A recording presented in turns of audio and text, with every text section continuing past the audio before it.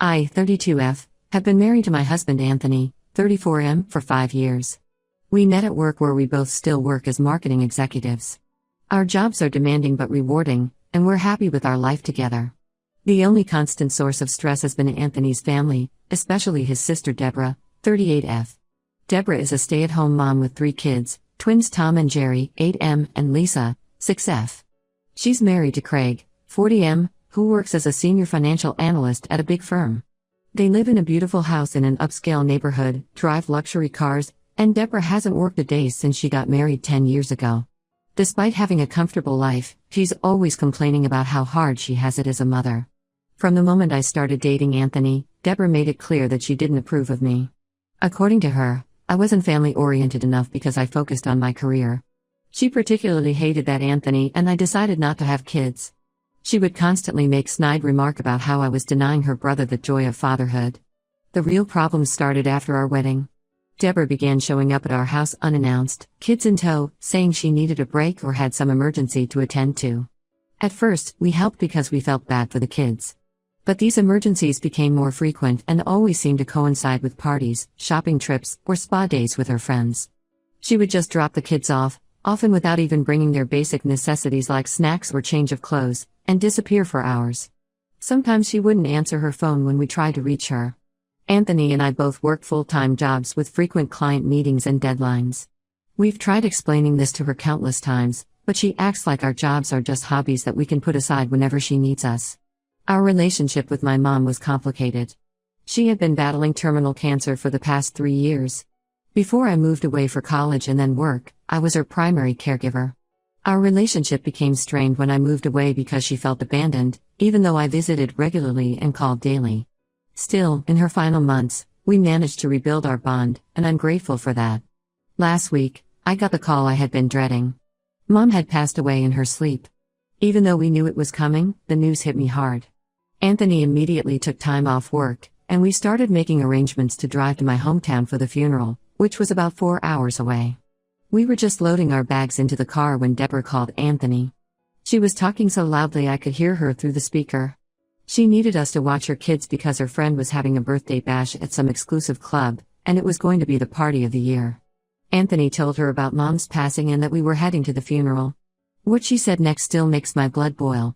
She said, "Oh, perfect. Since you guys are free anyway, you can take the kids with you. They've never been on a road trip, and it'll be fun for them.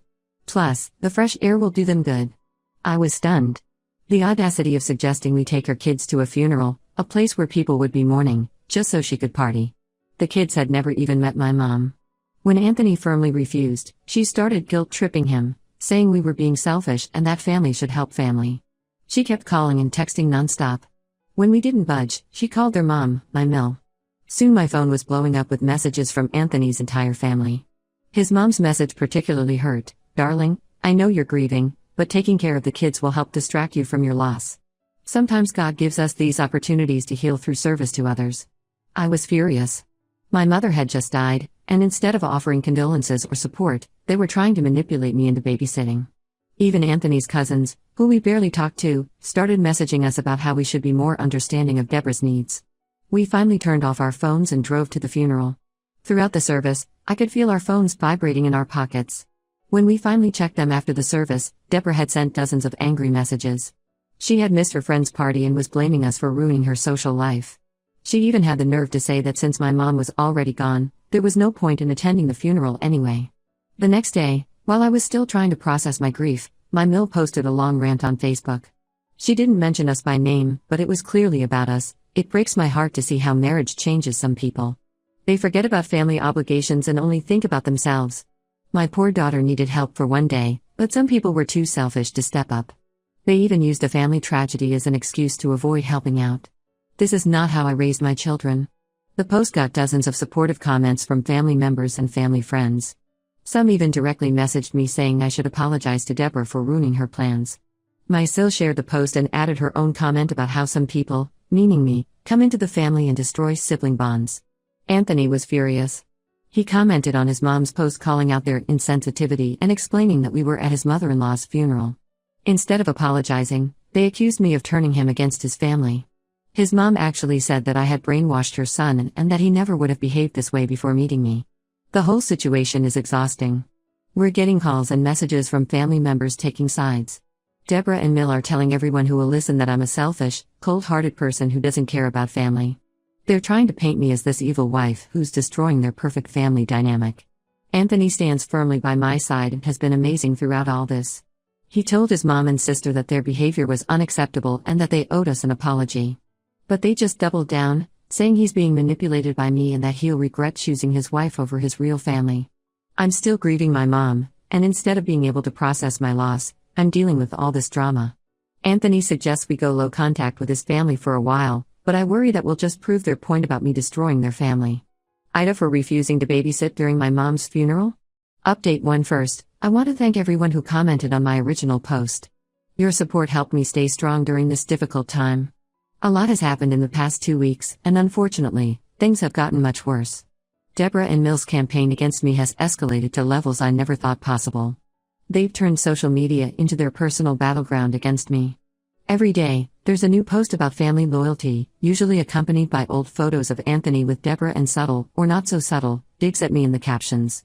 Deborah posted a throwback photo of her wedding where she wrote a long caption about how she misses the days when her brother wasn't under the influence of toxic people. Mill has been sharing those passive-aggressive quote images about how daughters-in-law are supposed to bring families together, not tear them apart. She even shared an article about narcissistic daughters-in-law and tagged several family members in it. The comments section became a forum for family members to discuss my supposed character flaws. Deborah went a step further and created a family WhatsApp group called Family First, excluding me and Anthony, of course. My cousin's wife, who was added to the group, showed us the messages. Deborah has been sharing screenshots of our past conversations, but they're clearly edited to make us look bad.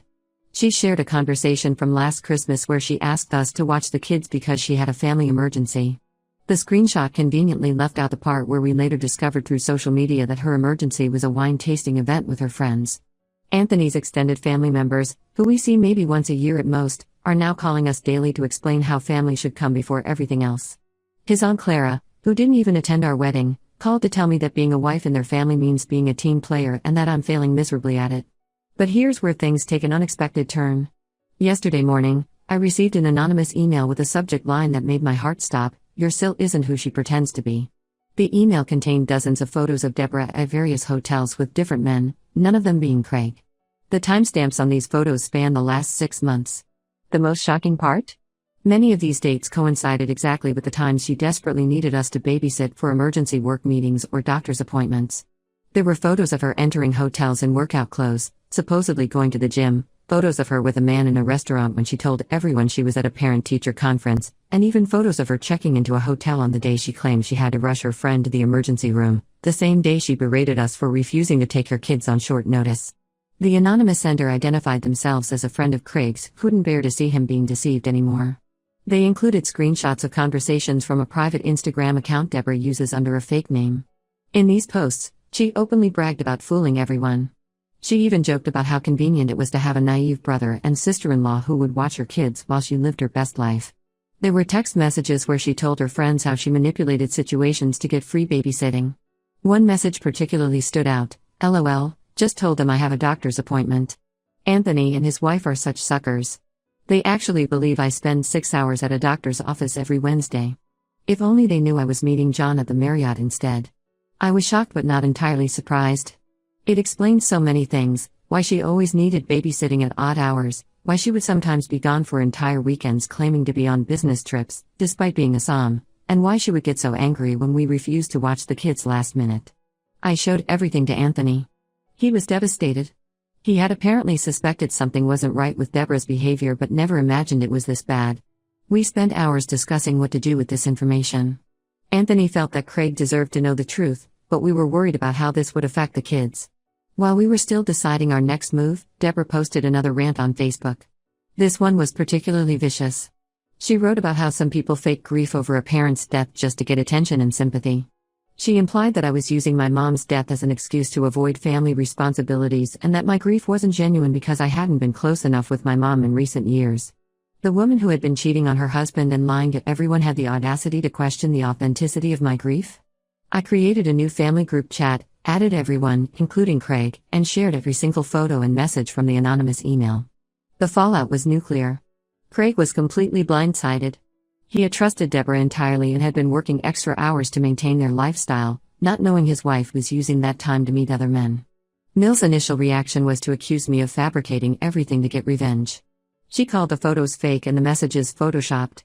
But the evidence was undeniable. Deborah first tried to claim her accounts were hacked. When that didn't work, she said the photos were taken out of context.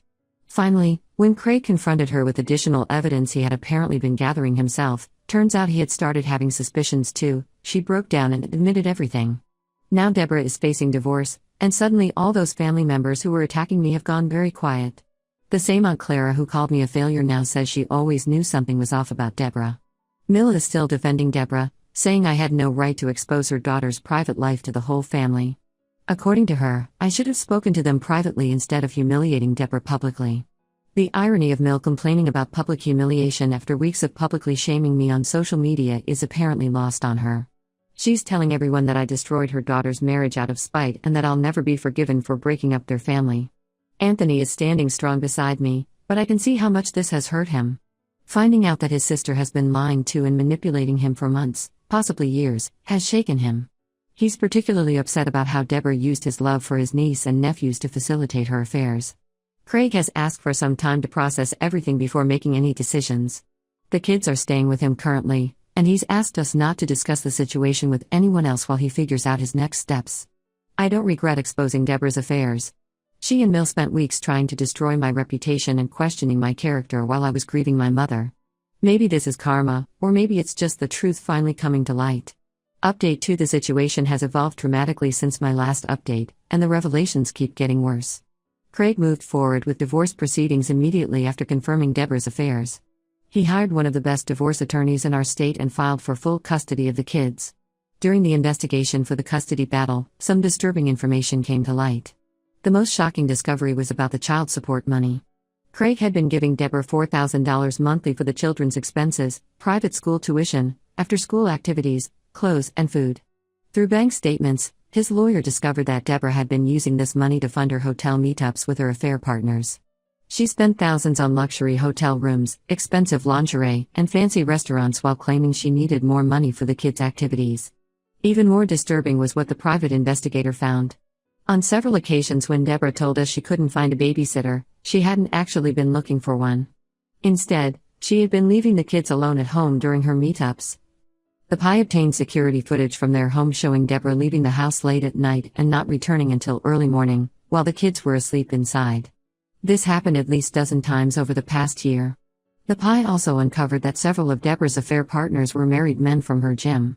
One was actually her personal trainer, who she paid extra for private sessions that never involved any actual training. Another was the husband of her close friend, the same friend whose birthday party she wanted to attend the day of my mom's funeral. Apparently, the party was just a cover story because she had planned to meet this man while his wife was out of town. All these men's wives have been notified. 2 marriages besides Deborah's are now ending in divorce. Her gym revoked her membership after multiple members complained about her predatory behavior. Several of her friends have cut ties with her, especially after learning she had been pursuing their husbands. The friend whose husband she was sleeping with publicly confronted her at the grocery store, causing such a scene that security had to intervene. But perhaps the most heartbreaking discovery came through emails found on Deborah's laptop. She had been planning to move in with one of her affair partners, a wealthy businessman who promised to give her a lavish lifestyle. In these emails, she complained about how her kids were holding her back from living the life she deserved. She wrote, "These kids are sucking the life out of me. I never wanted to be a mother anyway. It was just what everyone expected me to do." Her plan was to leave the kids with Mill permanently. She had already started moving some of her designer clothes and jewelry to her affair partner's apartment. She was waiting for him to finalize his own divorce before making her move. What she didn't know was that this man had been lying to her. He had already reconciled with his wife and was just stringing Deborah along. When confronted with these emails, Deborah tried to claim they were written during a difficult period and didn't reflect her true feelings. But the dates on the emails were recent, and there were dozens of them showing a clear pattern of maternal neglect and selfish behavior. The most surprising turn of events involved Mill. She had been Deborah's staunchest defender throughout this whole ordeal, constantly making excuses for her behavior and trying to minimize the affairs. But when the PI showed her the evidence of Deborah leaving the kids alone at night and the emails about abandoning them, something in her finally broke. During a family gathering last weekend, Mill had a complete meltdown. She confessed that she had enabled Deborah's behavior all these years because she didn't want to believe her daughter could be so irresponsible. She admitted that Deborah had always been problematic, lying, manipulating, and avoiding responsibility, but as her mother, she had always covered for her. Mill revealed that even during Deborah's teenage years, she had a habit of lying about her whereabouts and using others to cover for her. She would often say she was studying at a friend's house when she was actually meeting boys. Mill had always hoped Deborah would grow out of this behavior after marriage and motherhood, but instead, it got worse. The family dynamics have shifted completely. Those relatives who were previously attacking me and Anthony are now apologizing, saying they had no idea about Deborah's true nature. Some have admitted that they only took her side because they were afraid of being targeted by her lies if they didn't. Craig's lawyer is using all this evidence in the custody battle. The judge has already granted Craig temporary full custody, with Deborah only allowed supervised visitation once a week. She's been ordered to undergo a psychological evaluation before the court considers any changes to this arrangement. Deborah's life has fallen apart entirely. Her affair partner dumped her when the scandal broke. She had to move out of the family home and is now living in a small apartment. She's been frantically applying for jobs, but her lack of work experience and the local notoriety of her scandal are making it difficult. Mill offered to let Deborah move back home, but for once, she seems to be recognizing the gravity of the situation. She told Deborah she can only stay if she agrees to intensive counseling and takes responsibility for her actions. So far, Deborah has refused, still insisting that she's the real victim in all this. Anthony is struggling to process everything. Finding out that his sister was willing to abandon her children has hit him particularly hard. He keeps thinking about all the times we watched the kids, wondering if they were left alone before or after being dropped off at our place. Craig has thanked us for exposing the truth, saying he might never have discovered the extent of Deborah's negligence otherwise. He's already hired a full-time nanny to help with the kids and is looking into family counseling to help them cope with these changes. Update 3: I haven't posted in a while because we've been focusing on healing and moving forward, but I wanted to give a final update about how everything turned out. A lot has happened in these 6 months, and the dust has finally settled. The divorce was finalized last month. Craig received full custody of the kids, with Deborah having only supervised visitation rights twice a month. The judge was particularly harsh in her ruling, citing Deborah's pattern of neglect and the premeditated nature of her abandonment plans. The psychological evaluation ordered by the court revealed narcissistic tendencies and a concerning lack of maternal attachment, which heavily influenced the custody decision. Deborah tried to fight the custody arrangement, claiming she had changed and deserved another chance. However, the evidence against her was overwhelming. The final nail in the coffin was when the court-appointed supervisor for her visitation reported that Deborah spent most of her time with the kids taking selfies for social media to maintain her devoted mother image, rather than actually interacting with them. She moved in with her wealthy affair partner after the divorce, the one she had planned to abandon her kids for. That relationship lasted exactly 2 months before she caught him cheating on her with his secretary. The irony wasn't lost on anyone. He kicked her out of his apartment, and she was left with nowhere to go except a small studio apartment she could barely afford. About 2 months ago, Deborah showed up at our door unannounced. She was crying and claiming she had hit rock bottom and realized her mistakes. She gave a long speech about how losing her children made her understand what truly matters in life. She begged us to help her rebuild her relationship with Craig and the kids, saying she had changed and found God. Anthony listened to her quietly before asking one simple question: "Did you really leave the kids alone at night to meet your lovers?" When Deborah tried to deflect and make excuses, Anthony simply closed the door. He later told me that her inability to directly acknowledge her worst actions proved she hadn't really changed at all. Mill also attempted reconciliation with us. She sent a lengthy email acknowledging how wrong she had been to enable Deborah's behavior and attack me during my time of grief. She asked if we could try to rebuild our relationship, saying she missed Anthony and was afraid of losing her only son too. We agreed to meet her for coffee, but the conversation revealed that while she regretted her actions, she still expected us to forgive and forget because we're family. When Anthony pointed out that she never showed this same forgiveness toward me when she thought I was in the wrong, she had no response. We decided to maintain limited contact with her, holiday cards and occasional text messages only. Craig and the kids have moved to a better school district about an hour away from us. He hired an amazing full-time nanny who has become like a mother figure to the kids. The children are in therapy, which is helping them process their mother's abandonment. They're doing much better now that they have stability and consistent care. We see them every other weekend, properly planned visits that we all look forward to. The kids love coming to our place because they know they're truly wanted here, not just being dumped off so their mother can go have fun. Last weekend, Lisa, the youngest, told us she wishes we were her parents instead. It broke our hearts, but also made us realize how much the kids understand about what happened. Deborah has been working as a waitress since none of her former social circle would help her find a better job. She lost most of her alimony rights due to her affairs and the evidence of child support misuse. The court ordered her to repay a significant portion of the child support she had misappropriated for her affairs. She's been trying to rebuild her social media presence, posting long rants about how everyone abandoned her in her time of need and how she's a survivor of divorce. She even started a blog about being a wronged woman and tried to paint herself as the victim of a vindictive ex-husband and jealous sister-in-law. Fortunately, Craig's lawyer made sure she couldn't mention the kids or post their photos anymore. Most of her former friends have blocked her on social media. The wives of the men she had affairs with made sure everyone in their social circle knew what she had done.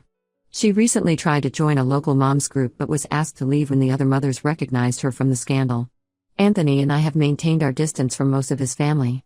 Those who supported Deborah's attacks on us during my mother's funeral haven't received forgiveness just because they changed their tune when her true nature was exposed.